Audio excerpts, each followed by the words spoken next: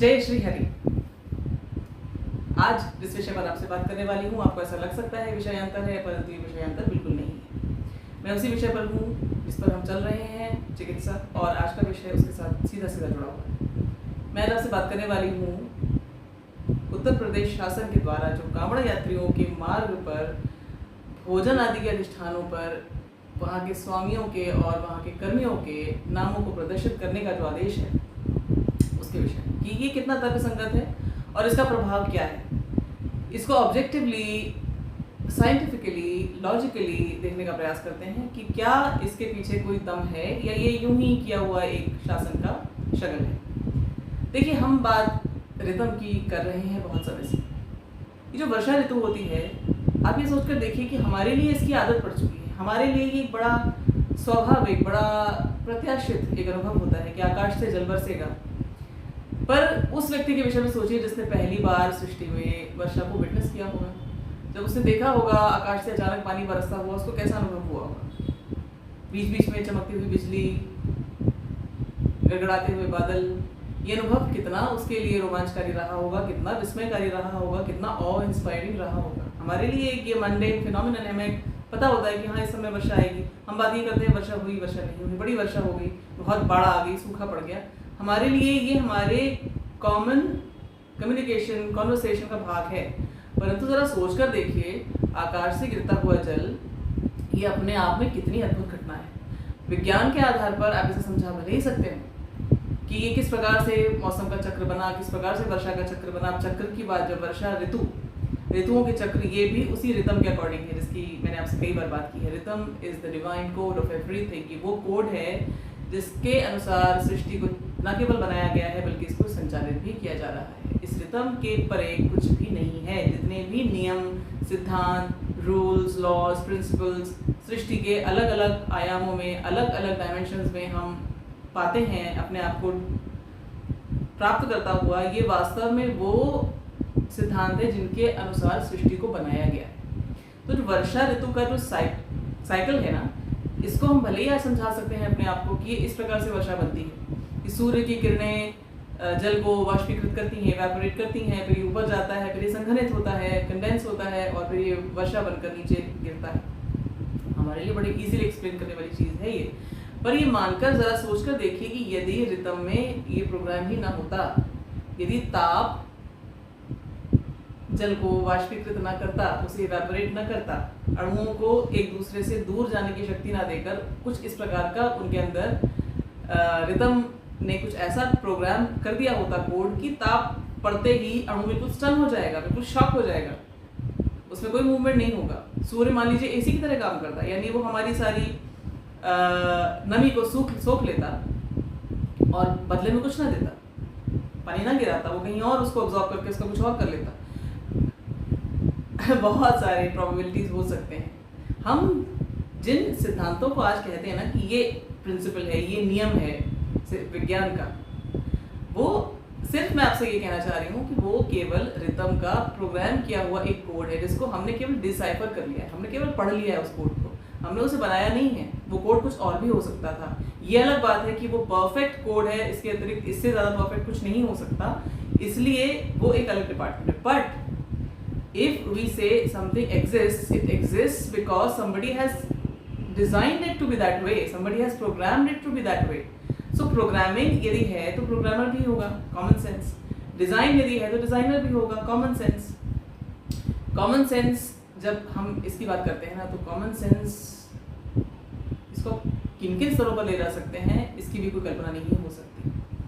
हमारे पूर्वजों का जो कॉमन सेंस था वो कितना ज़बरदस्त था। मैं जितना जितना अपनी सभ्यता संस्कारों के पीछे का विज्ञान समझती जा रही हूँ, मेरे मन में उनके लिए श्रद्धा बढ़ती ही जा रही है। और इसको कोई भी व्यक्ति किसी और परिप्रेक्ष्य में ना ले, किसी और भाव से ना ले,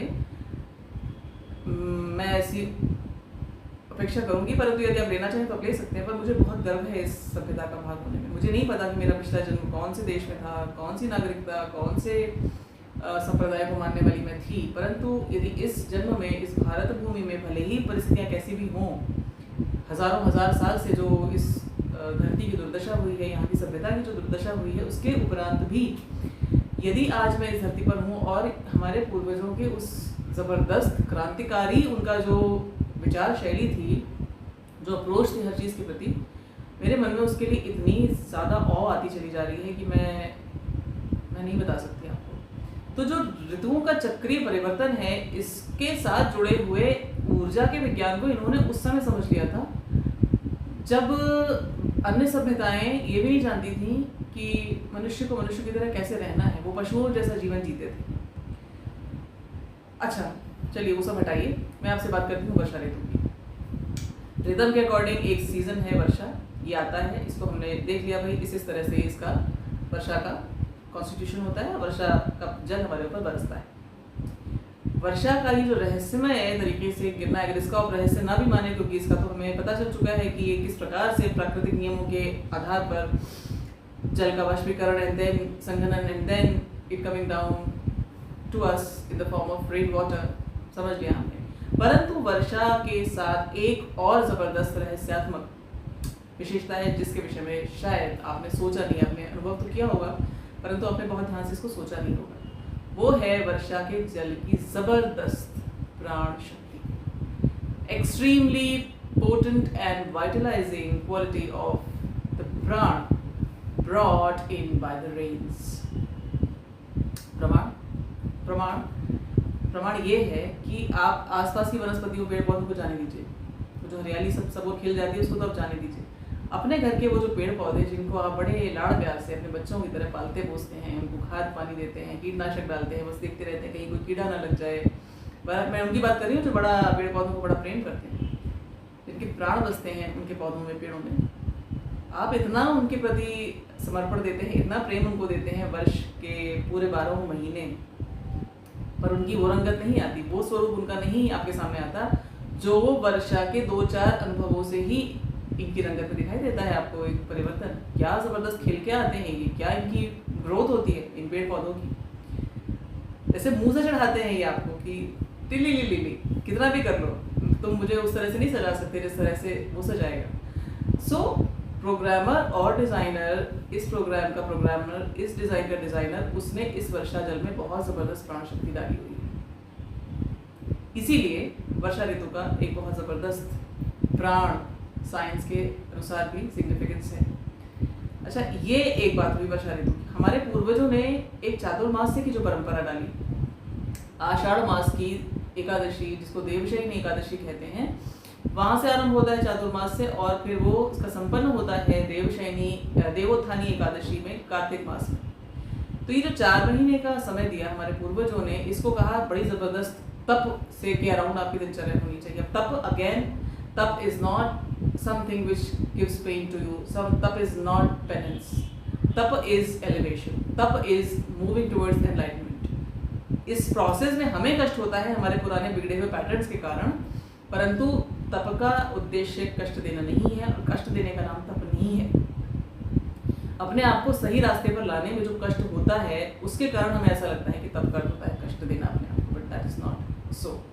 तप का अर्थ है अपने आप को और अच्छा वाइब्रेटिंग सिस्टम बना लेना, वो सब कुछ करना जिसके आधार पर मेरी एनर्जी वाइब्रेशंस इतनी ज़बरदस्त हो जाए कि मैं अपने आप उस जोन में चला जाऊं जो लाइट का जोन है, जो मैनिफेस्टेशन का जोन है। चातुर्मास्य में जो तप की प्रोसेसेस बताई गई हैं, भोजन को लेकर, अपने रहन सहन को लेकर, डिवाइन के प्रति अपने अप्रोच को लेकर, इसी का एक भाग श्रावण के यानी सावन के महीने में भी आता है कांवड़ यात्रा के रूप में। अभी कांवड़ यात्रा कब से चल रही है मुझे नहीं पता, परंतु कांवड़ यात्रा को जब मैंने एनर्जी साइंस के दृष्टिकोण से देखा तो मुझे बहुत कुछ उसमें नज़र आया और उत्तर प्रदेश के जो शासन का जो आदेश है इसका इसके साथ रिलेवेंस क्या है या क्या नहीं है वो भी समझ में आया। देखिए जो सावन के महीने में जब पानी तो खूब बरस रहा है लेकिन सूर्य नहीं है। अब सूर्य despite being the initiating principle of this rain cycle, वर्षा का जो चक्र है इसको चलाने का जो कार्य है ये सूर्य करते हैं। सूर्य केवल एक डेड ऑब्जेक्ट नहीं है, प्राण शक्ति के आधार पर बिल्कुल डंके की चोट पर मैं आपको बताती हूँ, सूर्य एक जागृत व्यक्ति है। श्रीमद् भगवद गीता के आधार पर कृष्ण स्वयं कहते हैं कि वो सूर्य है। वर्षा ऋतु में जो सबसे बड़ी जो आयरनी है वो ये कि इस वर्षा को संभव बनाने वाले जो एक्टिव इनिशिएटिंग जो प्रिंसिपल हैं, जो व्यक्ति हैं, सूर्यदेव, हम हिंदू ने सूर्यदेव कहते हैं और हम सही कहते हैं। तो ये जो सूर्य हैं ये इस समय सब कुछ संपन्न कराने वाले होकर भी ये बैक सीट ले लेते हैं, ये अदृश्यमान हो जाते हैं, सॉर्ट ऑफ इनविजिबल। इनके और हमारे बीच में एक बड़ा मोटा सा वेल आ जाता है बादलों का, और बहुत बहुत समय तक हमको सूर्य के दर्शन नहीं होते। तो एक और तो वर्षा ऋतु का आ रहा है बड़ा जबरदस्त वाइटलाइजिंग प्राण, दूसरी ओर जो दूसरे सबसे पोटेंट सबसे वाइटलाइजिंग प्राणों के जो सोर्स हैं, जो भंडार हैं सूर्यदेव, वो हमारी दृष्टि से छुपे हुए हैं, हमारे शरीर से उनका संपर्क नहीं हो रहा, हमारे ऊर्जा सिस्टम से डायरेक्ट कांटेक्ट नहीं हो रहा उनका। तो दो विडंबनाएं हैं, एक और तो हीलिंग प्राप्त हो रही है, दूसरी ओर हीलिंग रोकी जा रही है। अच्छा, एक और बात क्या कि ये जो प्राण आ रहे हैं वर्षा ऋतु के, वर्षा के माध्यम से, ये प्राण केवल हमारे और आपके लिए नहीं आ रहे वाइटलाइजिंग प्राण के रूप में, ये सबके लिए आ रहे हैं। ये उनके लिए भी आ रहे हैं जो हमारे लिए हानिकारक है, चाहे वो फिजिकल परसेप्टेबल बॉडीज में हो, चाहे वो अदृश्य हो। यानी जो बैक्टीरिया है, जो वायरस है, ये सब भी इसमें बड़ा ज़बरदस्त इनको पोषण मिलता है, इसीलिए इतने रोग अधिक फैलने की संभावना हो जाती है इस समय पर। तो ये जो विडंबना देखी हमारे पूर्वजों ने, इसका इन्होंने शायद नहीं पक्का, इसी का इन्होंने एक इसको कॉम्पनसेट करने के लिए प्रैक्टिस बनाई चातुर्मास्य की। चातुर्मास्य क्या है, इधर जब आषाढ़ से आरंभ हो रहा है शरीर और या आपका ऊर्जा सिस्टम, आप ये समझिए ऋतुओं का जो ट्रांजिशन है ना, ये बड़ा ज़बरदस्त होता है। ऊर्जा का ऐसा समझ लीजिए बिल्कुल सिस्टम पूरा बदल दिया जाएगा, एक फेज से दूसरे फेज में ऊर्जा ट्रांसफर की जाएगी। तो इस ट्रांजिशन के दौरान आपके एनर्जी सिस्टम में भी सब कुछ तो ऊर्जा है। आसपास जब जिस चीज़ से आप बने हुए हैं उसमें अगर इस तरह से धमाल मचा हुआ है तो आपके अंदर भी वो धमाल मचेगा। तो वर्षा ऋतु के दौरान जो आपके मन और शरीर पर जो प्रभाव होते हैं ना, इस ट्रांजिशन के कारण भी होते हैं। तो तीन कारण, एक तो वर्षा ऋतु के माध्यम से जो पोटेंट प्राण आ रहे हैं, इससे जो अवांछित तत्व है इनको प्राण मिल रहा है, यानी कि जो रोग व्याधि उत्पन्न करने वाले जो तरह तरह के जो जीव जंतु हैं या वो जो संस्कार है, एनर्जी एंटिटीज हैं, उनको भी प्राण मिल रहे हैं। दूसरा है सूर्य की अदृश्यमानता, सूर्य की इनविजिबिलिटी, सूर्य का going no contact with us, almost no contact. प्रकाश तो होता है लेकिन सूर्य का सीधा प्राण में नहीं मिलता। तीसरा, ये जो समय का ट्रांजिशन है, ये जो ऊर्जा का ट्रांजिशन है, ऋतुओं का ट्रांजिशन, इसके कारण जो ऊर्जा में जबरदस्त टर्बुलेंस क्रिएट होती है, इसको बैलेंस में बनाए रखने के लिए। और उधर आ रहा है शरद ऋतु। शरद ऋतु फिर से एक नया ट्रांजिशन फेज, और ये जबरदस्त रिवाइविंग का, रिवाइटलाइजिंग का, reinforcement of so many aspects of the high vibrating प्राण, उसका समय शरद है। और उसका ही हम जो शारदीय नवरात्रि में अनुष्ठान करते हैं, उसी को जो सेलिब्रेट करते हैं, उस बिल्कुल नवीन ऊर्जा जो क्रिएट हो जाएगी उस समय। तो ट्रांजिशन ही चातुर्मास्य के दौरान हो रहा है। इस दौरान हमारे पूर्वजों ने ये कहा कि आप तब की दिनचर्या में रहिए, जिससे ये जो तीन कारणों से ये जो ट्रांजिशन का टाइम है चातुर्मास्य के दौरान, ये आपका न केवल सुचारू रूप से कट जाए, बल्कि ये जो आपको वाइटलाइजिंग प्राण एनफोर्समेंट मिल रहा है सृष्टि के बनाने वाले की ओर से, उस प्रोग्रामर की ओर से, उस डिज़ाइनर की ओर से, रिदम के आधार पर इसको आप ठीक से यूटिलाइज कर सकें, इसको आप ठीक से अंगीकार कर सकें, स्वीकार कर सकें, जिससे कि आप उधर जब नवरात्रि, शारदीय नवरात्रि आरंभ हो तो आप बिल्कुल परफेक्ट पोजिशन में हो उस ऊर्जा को न केवल अनुभव करने के लिए, बल्कि उसको स्वीकार करके अपने सिस्टम को और ऊंचा और पुष्ट बनाने के लिए। तो तब बड़े तरीके के बताए गए कि क्या खाना है, कितना खाना है, कैसे रहना है, कब उठना है, कब सोना है, किस स्थान पर रहना है, किस स्थान पर नहीं रहना है, घर पर ही रहिए और ऐसे ऐसे करिए, बड़े सारे। अच्छा, इसमें कई चीज़ें ऐसी भी हैं जो डायरेक्टली फिजिकली समझ में आते हैं, कि जैसे कि क्षौर करना यानी कि शेविंग एक्सेट्रा मना किया गया। यदि आप ब्लेड लगाएं अपने स्किन पर तो अगर कट जाता है, तो चूंकि इस मौसम में फिर वही बात है, वो हानिकारक जो जीव जंतु हैं उनको भी बड़ी ज़बरदस्त वाइटलिटी मिली हुई है, तो खट से ही पनप जाते हैं, तुरंत सेप्टिक हो जाएगा आपको। तो उस सब को रोकने के लिए हमारे पूर्वजों ने वो सब चीज़ें भी उसी तपश्चर्या का भाग बनाया कि आप क्षौर कर्म नहीं करेंगे, परंतु अपनी बॉडी हाइजीन का बहुत ध्यान रखा जाएगा, फूड हाइजीन का बहुत ध्यान रखा जाएगा, आप किस प्रकार के लोगों के साथ रहेंगे इसका बड़ा ध्यान रखेंगे, कौन से ऊर्जा इंटरेक्शंस में आप जाएंगे इस पर आपका बड़ा ध्यान होगा। पूरे समय आप उस डिवाइन, क्योंकि सूर्य साक्षात जो डिवाइन के रिप्रेजेंटेटिव है, जो साक्षात डिवाइन है, श्रीमद् भगवद गीता इसको पुष्ट करती है। कृष्ण कहते हैं, जब ये बात तो हमें माननी पड़ेगी कि कृष्ण या जिस भी नाम से आप डिवाइन को पुकारते हैं या मानते हैं, वो साक्षात रूप में यहाँ पे उपस्थित है और हर दिन हमें दर्शन देता है। लेकिन इन स्पेशली जो ये चातुर्मास्य के ये जो 2 महीने हैं, सावन और भादों के, इसमें तो ऑलमोस्ट इनविजिबल हो जाते हैं सूर्यदेव। तो उस डिविनिटी के एलिमेंट को, सूर्य के एलिमेंट को अपने अंदर बनाए रखने के लिए हमको लाइट वाला मार्ग अपनी ओर से चूज करना पड़ेगा, क्योंकि वहां से जब नेचुरली हमें नहीं मिल रहा तो हमें अपनी ओर से उसको कॉम्पनसेट करना पड़ेगा। तो कांवड़ यात्रा में होता यह है कि कांवड़ लेकर साधक अपने घर से निकलते हैं और उस तपश्चर्या को फॉलो करते। देखिए आइडियली ये होना चाहिए, वो करते हैं या नहीं करते मुझे नहीं पता, सब लोग कर पाते हैं कि नहीं कर पाते हैं ज़रूरी नहीं है, क्योंकि 100 लोगों में से 100 के 100 उस पूरी तपश्चर्या को फॉलो कर पाए असंभव है, स्पेशली आजकल के एनवायरनमेंट में। But the concept is this only and most of us we follow it. सावन के महीने में इसीलिए तामसिक भोजन बिल्कुल बंद हो जाता है, गरिष्ठ भोजन बिल्कुल बंद हो जाता है। कोई भी ऐसा कर्म मांगलिक कार्य जो चातुर्मासी में नहीं किया जाता, उसके पीछे भी यही कारण है कि उन ऊर्जाओं को हम उस प्रकार से प्राप्त नहीं कर सकते जिस प्रकार से हमको वो अन्य समयों में मिल सकती है। So that is all scientific. अच्छा, तो जब कांवड़ी निकलते हैं अपने घर से तो वो क्या करते हैं, जाते हैं कुछ निर्धारित तीर्थों पर, वहाँ पर जाकर वो गंगा जल लेकर आते हैं या गंगा के ट्रिब्यूटरीज का जल लेकर आते हैं और फिर अपने जो उनके स्थानीय शिवालय होते हैं वहाँ पर वो शिवलिंग पर उसको अर्पित करते हैं। अब शिवलिंग पर, शिवलिंग, ये समय शिव, ये जो सावन का महीना शिव को डेडिकेटेड है।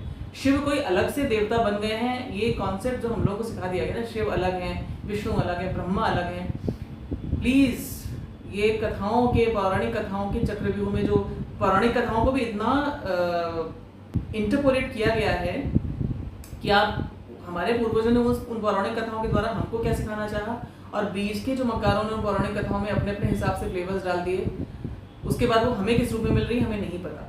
सो आप उन स्टोरीज में ना जाएं। ईश्वर की सत्ता केवल और केवल एक है, उसी के अलग अलग उसकी जो विशेषताएं हैं, उसकी जो कैरेक्टरिस्टिक्स हैं, उसकी जो एट्रीब्यूट्स हैं, उनको देखते हुए हम कह देते हैं कि वो शिव है या वो विष्णु है, पर वो है वही एक ही व्यक्ति है, उसी के अलग अलग रूप हैं, उसी के अलग अलग। एक माँ होती है ना, जैसे एक माँ, या मान लीजिए वो पुलिस ऑफिसर है माँ, लेकिन वो घर में एक माँ है। जब वो खाना बनाती है तो वो रसोइया है, जब वो अपने बच्चे का मलमूत्र साफ करती है तो वो जमादार हो जाती है, जब वो अपने घर की सफाई करती है तो वहाँ की एक कर्मचारी बन जाती है, सफाई कर्मचारी बन जाती है। इस तरह से वो अनगिनत रोल निभाती है, कई भूमिकाओं में होती है, लेकिन वो है केवल एक माँ। इसी प्रकार से वो एक है और उसी के अलग अलग गुणों को जब हम देखते हैं तो अलग अलग नाम दे देते हैं। इस चातुर्मास के दौरान और विशेष तौर पर सावन महीने में उसी परम सत्ता का Shiv aspect, Shiv is the benevolent, is the कल्याणकारी आस्पेक्ट, भोले कहा जाता है उसको। वो भोला तो है ही है, जिसको कुछ लेना देना नहीं। मैं तो बहुत अपने जब प्रभु से बात करती हूँ ना, उनके अलावा तो इतना कोई मेरा अंतरंग मित्र नहीं है, तो मैं उनसे यही कहती हूँ तुम कितने भोले हो। मैं तो भोंदू भी बोल देती हूँ। जिसको कुछ लेना ना देना, वो इतना बड़ा यज्ञ कर रहा है इतने सारे लोगों के लिए, जैन से अकेला जो मजे ले सकता है, जिसको किसी चीज़ की कमी नहीं, जो परम आनंद स्वयं है, वो इस तरह का ये जो अनुष्ठान फैलाए बैठा है। तो मुझे कभी कभी मैं यही कहती हूँ, प्रभु तुम तो भोले नहीं, तुम तो भोंदू हो। सो उस भोले एस्पेक्ट को लेकर जब हम ध्यान करते हैं कृष्ण या शिव का, या जो भी नाम आप दीजिए अपने प्रभु का, उस डिवाइन का, तो आपका कनेक्शन उसके साथ है। Then you go to a place where पानी बहुत ज़बरदस्त चिकित्सा का माध्यम होता है। हम जब प्राण चिकित्सा करते हैं तो हम प्राणों को पानी में बोलते हैं। नहा कर आपको क्यों अच्छा महसूस होता है? इसीलिए क्योंकि जो डिजीज एनर्जी है, गंदी ऊर्जा है, वो आपके अंदर से बह जाती है, पानी को घोल कर निकाल ले जाता है और आप स्वस्थ हो जाते हैं। तो इसी प्रकार वो जब जाते हैं वहां से हाई वाइब्रेशनल प्राण वाला पानी, गंगा जल लेकर वो अपने साथ आते हैं। हो क्या रहा है, जब कांवड़िया निकल रहा है अपने घर से ना, तो पहली चीज उसके, आप तपश्चर्या की जब मैं बात कर रही हूँ ना आपसे, तो पहली चीज तो ये कि वो जो संकल्प उसने लिया कि मैं कांवड़ यात्रा पे निकलूंगा, और कांवड़ यात्रा के नियम जो होते हैं बड़े जबरदस्त होते हैं। उसने जब अपना संकल्प ये लिया तो संकल्प से उसका जो पर्सनल रिजॉल्व की जो पावर बढ़ी, and then because it is connected to the divine, तो उसका जो स्पिरिचुअल वाइब्रेशनल कॉन्स्टिट्यूशन है वो अपने आप उसी समय से हाई हो गया। अकेले कांवड़िया नहीं निकलते, समूहों में निकलते हैं। जब समूहों में निकलते हैं तो एक तो कलेक्टिव रिजॉल्व, एक वननेस कि हम सब एक हैं, and then the divine element इतने लंबे से, जब आप देखिए अकेला ध्यान करें ना तब जो अनुभूति होती है, जब सामूहिक ध्यान आप करते हैं तब जो आपको ऊर्जा अनुभव होती है बिल्कुल अलग होती है। इसीलिए जब भी कोई स्पिरिचुअल कोई एंडेवर किया जाए, इसमें एक से अधिक लोग जब शामिल हों तो उसका प्रभाव बहुत ज़बरदस्त होता है। It gets almost multiplied, it's not 1 + 1, it's like 1 + 1 = 11, इस तरह से मल्टीप्लाई हो जाता है। तो जब ये निकलते हैं तो एक चीज़ ये, फिर कांवड़ियों का नियम होता है कि नंगे पैर चलेंगे। नंगे पैर चलने से क्या होता है, पैरों का धरती से स्पर्श सीधे सीधे आपके मूलाधार चक्र को जागृत करता है, उसको एक्टिवेट करता है। मूलाधार चक्र यदि जागृत होगा तो आपका आज्ञा चक्र भी अपने आप एक्टिवेट होगा। आज्ञा चक्र एक्टिवेटेड, मूलाधार चक्र एक्टिवेटेड, यानी आपकी फिजिकल स्टेमिना और फिजिकल हेल्थ बहुत ज़बरदस्त हो। इसीलिए कांवड़िए बड़े इतनी कष्ट सहकर भी जब जाते हैं, एक तो उनका जो स्पिरिचुअल रिजॉल्व होने के कारण जो डिवाइन फ्लो ऑफ प्राण उनके सहस्रार के थ्रू होता है वो एक अलग चीज़ हुई, लेकिन ये जो उनका फिजिकल स्टैमिना जो बढ़ता है नंगे पैर चलने के कारण, उन्हें महसूस भी नहीं होता थकान या कष्ट, वो उसका कारण यही है कि वो नंगे पैर लगातार धरती से जो कांटेक्ट है, आपको याद होगा मूलाधार चक्र की चिकित्सा के कॉन्टेक्स्ट में भी मैंने आपसे ये बात कही। फिर लगातार शिव आस्पेक्ट की वो भोला है, वो कल्याणकारी है, इस उसका नाम लेते हुए, उसके ऊपर मेडिटेट करते हुए जब ये जाते हैं कांवड़ यात्री, तो जो कि तो मन में प्रेम, जब आप अपने प्रियतम को भोला कह के आप बुलाते हैं, तो जो प्रेम की भावना, जो प्रेम की वाइब्रेशन क्रिएट होती है, वो आपका हृदय चक्र इतना बड़ा कर देती हैं कि उस प्रेम के भाव में आप पूरे विश्व को समा सकते हैं। आप यदि सचमुच में इस भाव को कांवड़िए जब लेकर चलें तो वो ऑलमोस्ट शिव स्वयं बन जाते हैं, इसीलिए उनको भोले भी कहा जाता है, कांवड़ियों को भोले भी कहा जाता है। उधर से सहस्रार चक्र खुल गया शिव पर लगातार ध्यान होने के कारण, सहस्रार चक्र खुला, हृदय चक्र खुला। आप में से जो लोग लगातार मेरे साथ बने हुए हैं काफ़ी समय से, वो ये जानते हैं कि प्राण चिकित्सा के संसार में इसको कहा जाता है meditation on the twin hearts, और ये बहुत ज़बरदस्त हीलिंग की टेक्निक होती है। तो ये सब कुछ कांवड़ियों को इस प्रकार से बेनिफिट्स मिलते हैं। अच्छा, अब जब भाव ये है कि हमको अपनी तपश्चर्या के द्वारा अपने एनर्जी सिस्टम को स्ट्रॉन्ग बनाना है, एलिवेटेड बनाना है, और उधर आती हुई शरद ऋतु के लिए अपने आप को गेयर अप करना है सारे दुष्प्रभावों से। ये जो अभी जो रेन्स लेकर आए हैं, या ये जो चातुर्मासी के दौरान जो नेगेटिव एनर्जी पैटर्न्स क्रिएट हो सकते हैं, इन कारणों से जो मैंने आपको बताया, उनसे बचने के लिए हर लेवल ऑफ एनर्जी इनटेक पर कांवड़िए को ध्यान रखना चाहिए, और वो रखते हैं। इसीलिए वो क्या खाएंगे, कहाँ बैठेंगे, कहाँ रुकेंगे, इस सब पर भी बड़ा ज़बरदस्त ध्यान दिया जाता है। तो ऐसे में जो ऊर्जा का इनटेक है उनका, वो बिल्कुल सात्विक होना चाहिए। सात्विक भोजन कोई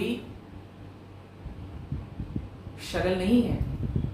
जिन लोगों को समझ में नहीं आता, जिन्हें स्वाद जबान पर लग चुका है, लत लग चुकी है, जबान के जो गुलाम है स्वादिष्ठान चक्र, तो दो ही अंगों को ज़्यादातर कंट्रोल करता है बेसिकली, तो जबान और आपके जेनाइटल्स। मैथुन भी वर्जित है चातुर्मास्य में। जो हम सेक्सुअल एब्स्टिनेंस की बात कर रहे थे, ब्रह्मचर्य की बात कर रहे थे, ये चातुर्मास्य में कंप्लीट एब्स्टिनेंस।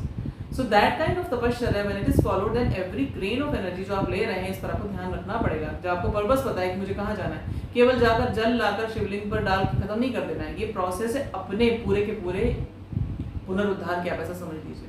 अच्छा, शिवलिंग का जो साइंस है वो मैं किसी और आपको वीडियो में बताऊंगी, क्योंकि फिर बहुत लंबा वीडियो हो जाएगा। बट शिवलिंग पर जो जल चढ़ाया जाता है ना, और तांबे के या किसी कंडक्टर सुचालक पात्र में लेकर जो जल अर्पित किया जाता है, इट इज अ साइकिल।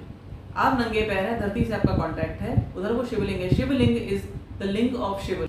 एक बात मैं बहुत स्पष्ट समझ चुकी हूँ कि लिंग does not mean the phallus, it does not mean the genital part of the divine, because the divine does not have a genital part। बहुत सिंपल सी बात है, डिवाइन कोई पुरुष या स्त्री नहीं है, उसके अंदर ये फेमिनिन और मैस्कुलिन दोनों एट्रीब्यूट्स हैं, दोनों ऊर्जा वाइब्रेशन से बना हुआ है वो divine. Everything that we see, it has a feminine aspect, it has a masculine aspect as well, and that is shown through that Shivling, that symbol, that sign of the Shiva, of the benevolent one। उस भोले का, उस कल्याणकारी परम सत्ता का वो एक लिंग है, वो एक चिन्ह है, वो एक सिंबल है, वो एक साइन है। उसके अराउंड जो ऊर्जा मैनिपुलेशन होती है वो बहुत ज़बरदस्त होते हैं। वो सेंस करने के बाद आप समझ सकेंगे। पर जो जल अर्पित करने की प्रोसेस है ना, इसमें क्या होता है वो मैं आपको बता दूं। उस परम सत्ता, वो जो शिवलिंग है ना, वो सब कुछ का है सिंबल, एवरीथिंग इज देयर। मैं भी उसके अंदर ही हूँ। जितना भी ये ब्रह्मांड पर अनेक ब्रह्मांडों का जो ये तंत्र है, जिसको आप सृष्टि कह सकते हैं, ये उस शिवलिंग के द्वारा, उसको आप ऐसे समझ सकते हैं कि छोटे रूप में उसको वहाँ पर स्थापित कर दिया गया, उसको रखा गया। But it has all the potential of the entire cosmic powers. जब उस पर जल चढ़ाते हैं तो एक इनर सर्किट है जिसको आप कंप्लीट कर देते हैं, the oneness with all of it. शिवलिंग पर जल हम जब चढ़ाते हैं तो जो सर्किट कंप्लीट होता है प्राण का, जैसे बिजली का सर्किट होता है ना, यहाँ से सहस्रार चक्र आपका खुलता है, प्रेम की भावना से आपका हृदय चक्र खुलता है, और आपके हाथों में है वो एक सुचालक पात्र जिसमें आपने लिया हुआ है जल। जल प्राण को, मैंने आपको बताया, उसका वाहक होता है।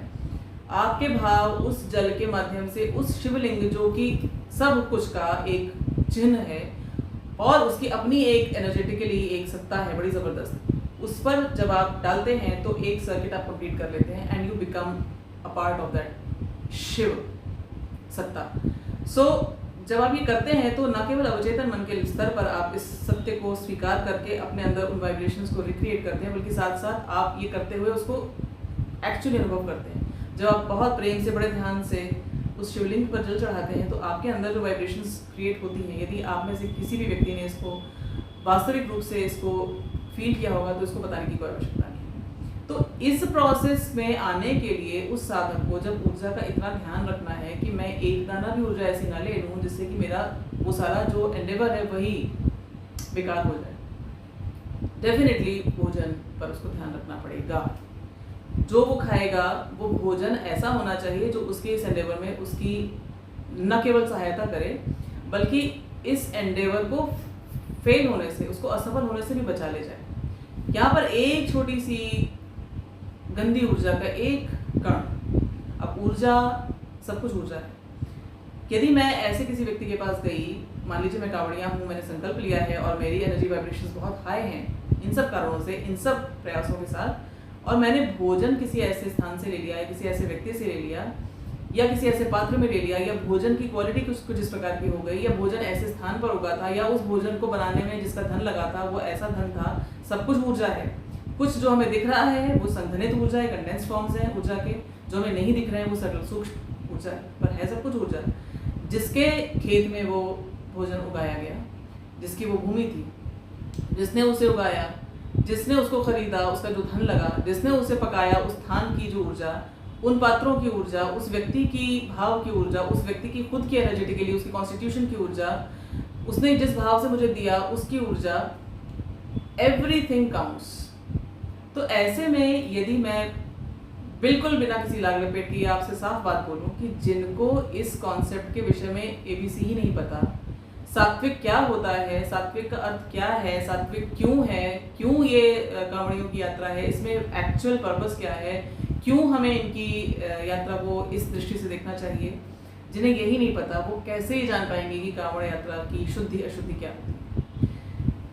जब नेम प्लेट लगाई जाती तो एटलीस्ट आपको ये पता रहता है कि ये उस वर्ग विशेष की बात भी नहीं है, ये उस ऊर्जा तंत्र की बात है जिसमें वो रहते हैं, जिनका खान पान मांसाहार के बिना, तामसिक भोजन के बिना नहीं होता ना।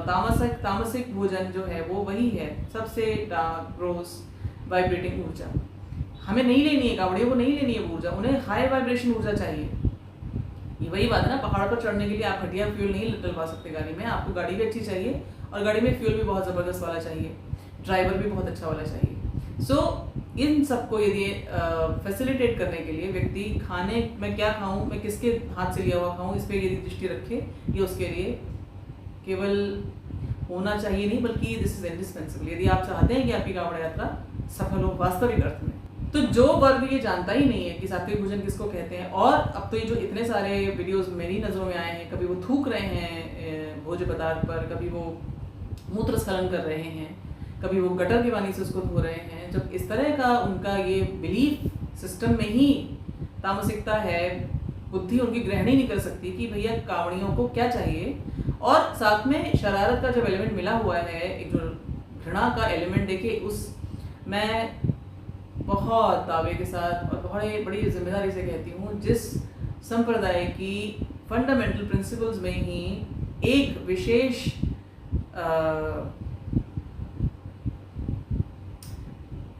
फॉर्म को, एक विशेष नाम को ही पूजने वालों को ही जिंदा रहने का और सम्मान के साथ जिंदा रहने का अधिकार बताया गया हो, बाकी सबको काफिर कह दिया गया हो और उनको या तो वध किया जाना चाहिए या उनसे उस फेथ को ना मानने का शुल्क लिया जाना चाहिए, उनको दंडित किया जाना चाहिए। जब ये कॉन्सेप्ट्स हैं तो भैया फिर बात तो वहीं खत्म हो जाती है ना। फिर हम क्यों उस पॉसिबिलिटी में ही क्यों जाए। मैं ये नहीं कह रही हूँ कि सारे जो इस्लाम को मानने वाले जो भाई बहन हैं वो सारे ऐसे ही होते हैं, कई तो ऐसे हैं जिन्हें पता ही नहीं कि इस्लाम वास्तव में है क्या, वो बड़े खुश होकर कहते हैं, हम तो बड़े गर्व से हम कहते हैं कि हम मुसलमान हैं। बट आप जब जाके देखेंगे ना कि आपके जो फंडामेंटल प्रिंसिपल्स हैं, जहाँ पर चीज़ों को ये है और ये नहीं है वहाँ बताया जाता है, वहाँ पर ऐसा कुछ भी नहीं है जिसको ये सभ्यता उस समय से ना केवल सोच चुकी थी बल्कि इसको ट्राई एंड टेस्ट करके, इसको प्रमाणित करके, इसको एस्टेब्लिश कर चुकी थी अपने डे टू डे लाइफ में। सो सात्विक भोजन जिसको कहा जाता है ना, उसमें उस भूमि के मालिक, उस भूमि पे काम करने वाले श्रमिक, उस अन्न को खरीदने वाले जो दुकानदार हैं, फिर उनसे भोजन बनाने वाले व्यक्ति, जिस स्थान पर भोजन बनेगा, जो लोग उसे पकाएंगे, जिस सामग्री से वो पकेगा, एक एक चीज़ वहाँ पर ऊर्जा के आधार पर बिल्कुल शुद्ध होनी चाहिए।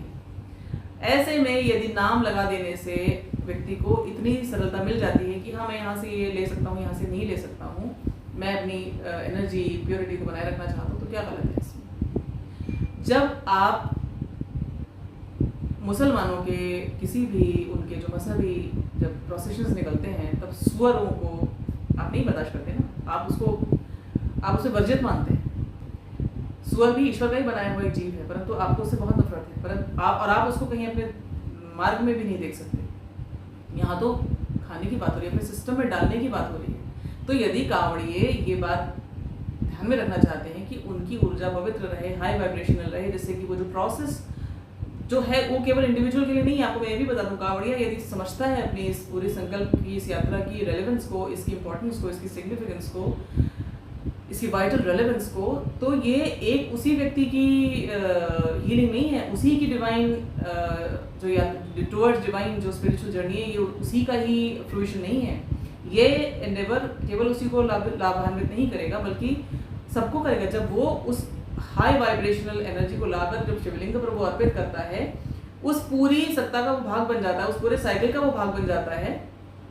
उसके द्वारा जो क्रिएटेड ऊर्जा है, उसके भाव के द्वारा, और जो रियल फिजिकल प्रोसेस हो रही है वहाँ पे एनर्जी वाइज, उससे जो वाइब्रेशंस क्रिएट हो रही है, वो केवल उनको नहीं फायदा होगा, उस एरिया में रहने वाले सबको फायदा होगा। आप समझ रहे हैं इस बात को?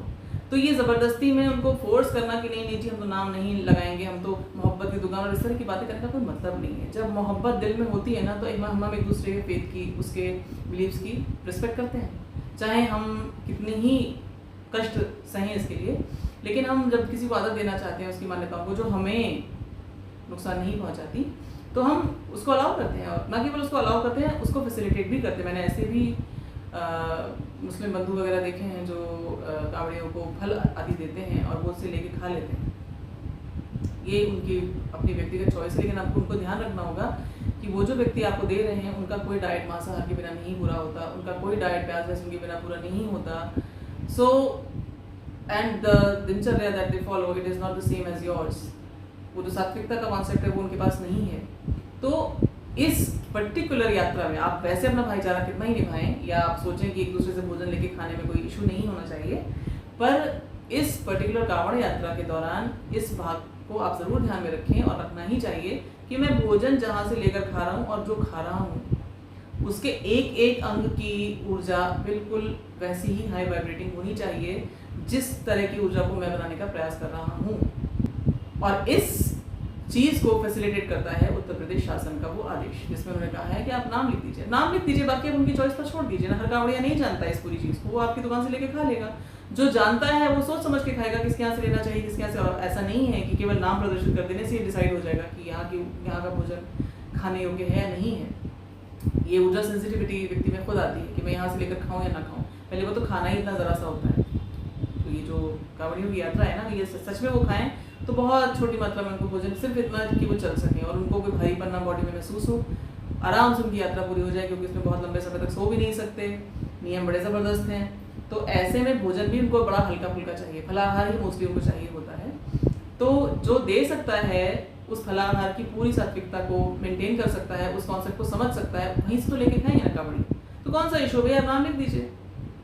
दुकान आपकी केवल सावन के महीने में कांवड़ियों की यात्रा के दौरान ही थोड़ी ना चलने वाली, इसके बाद भी तो चलेगी।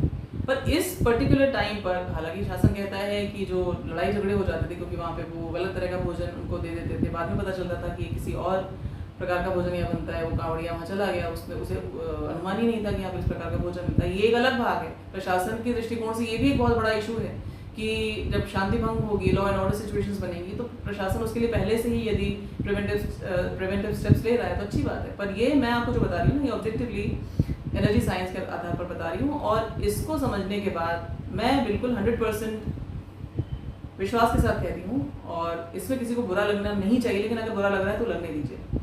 कि कांवड़ियों को पूरा अधिकार है कि वो अपना जहाँ से वो ऊर्जा मुख के द्वारा ग्रहण करेंगे, जहाँ वो बैठ जाएंगे लेने के लिए उस भोजन को, उस पूरे ऊर्जा सिस्टम पर उनकी दृष्टि हो और वो चूज़ कर सकें कि मैं यहाँ से लूँ, मैं यहाँ बैठूँ या ना बैठूँ। ये उनका अपना पर्सनल केवल संवैधानिक अधिकार ही नहीं है, बल्कि जिस स्पिरिचुअल एवोल्यूशन की यात्रा का ये जो एक स्टेप है कांवड़ यात्रा, इसके लिए ये अपरिहार्य है। So I give a complete clean chit to the UP government. Not that it matters to them, but जो भी एक दो लोग इस बात को समझ सकते हैं जो आज मैं कह रही हूँ, वो इस बात को समझ सकें। आप किसी भी संप्रदाय से हों, किसी भी आप फेथ के हों, परंतु यदि आप ऊर्जा विज्ञान को समझते हैं तो कम से कम, यदि आप उसको फॉलो नहीं कर सकते जो वो कांवड़िए कर रहे हैं, कम से कम आप उनके उस ऊर्जा परिष्कार की यात्रा में व्यवधान न बने, आप नाम लगा दें। बाकी उनकी पर्सनल चॉइस पर छोड़ दें, वो चाहें आपसे लें चाहें आपसे ना लें, कौन सी बहुत बड़ी बात है, what's the big deal. Kanwar यात्रा के दौरान जो हीलिंग मिलेगी, जो वाइब्रेशनल रिफाइनमेंट होगा, ये उसी व्यक्ति का नहीं होगा जो कांवड़ यात्रा कर रहा है, बल्कि उस स्थान पर रहने वाले व्यक्ति का भी, हर एक व्यक्ति का होगा जहाँ पर वो जल अर्पित करेगा। जहाँ से वो व्यक्ति आता है, वो उस हाई वाइब्रेटिंग जिस गंगा जल जो ऑलरेडी इतना हाईली चार्ज है वाइटल प्राण से, उसमें उन सारे कांवड़ियों की ऊर्जाएं भी उसको और हाई वाइब्रेशन बना देती हैं। फिर उसको जब वहाँ पे वो ऑफर करेंगे तो वो जो ऊर्जाएं क्रिएट होंगी आसपास, जो वाइब्रेशंस क्रिएट होंगे रिपल इफेक्ट के द्वारा, ऊर्जा से आप बच ही नहीं सकते। तो जो बेनिफिट्स होंगे वो आपको भी मिलेंगे, चाहे आप हिंदू हैं, चाहे आप किसी और संप्रदाय को मानने वाले हैं, हर किसी को मिलेंगे। तो आपके लिए, सबके लिए ये आवश्यक है कि आप भले ही उस प्रकार की संयम को ना मानें, आप अपने भोजन पर स्वयं ध्यान ना दें, लेकिन यदि एक क्रिया कोई और कर रहा है जिससे आपको भी इनडायरेक्टली फायदा मिल जाएगा, तो आप उसको फैसिलिटेट तो कर ही सकते हैं। एटलीस्ट उसके रास्ते में रोड़ा तो नहीं बने ना। तो ये मोहब्बत की दुकान और नाम नहीं बताएंगे वगैरह वगैरह, इस सब का नाटक कोई मतलब नहीं है, बिल्कुल कोई मतलब नहीं है। शासन का जो आदेश है बिल्कुल तर्कसंगत है, उनके दिए हुए तर्क के अनुसार भी, और ऊर्जा विज्ञान के आधार पर जो मेरी मोटी सी बुद्धि तर्क समझ सके इसके पीछे का। आगे फिर से मिलूंगी और बातें करूंगी आपसे। अपना ध्यान रखिए, अपनी दिनचर्या, अपने भोजन, अपने ऊर्जा इनटेक पर बहुत माइन्यूट दृष्टि रखिए। ये समय बहुत ज़बरदस्त एनर्जी रिवाइटलाइजिंग का है, और इसको यदि आपने ठीक से साथ लिया तो आप बहुत बड़ी, एक ऐसा समझ लीजिए, एक सीढ़ी चढ़ जाएंगे। फिर से मिलूंगी आपसे। जय श्री कृष्ण।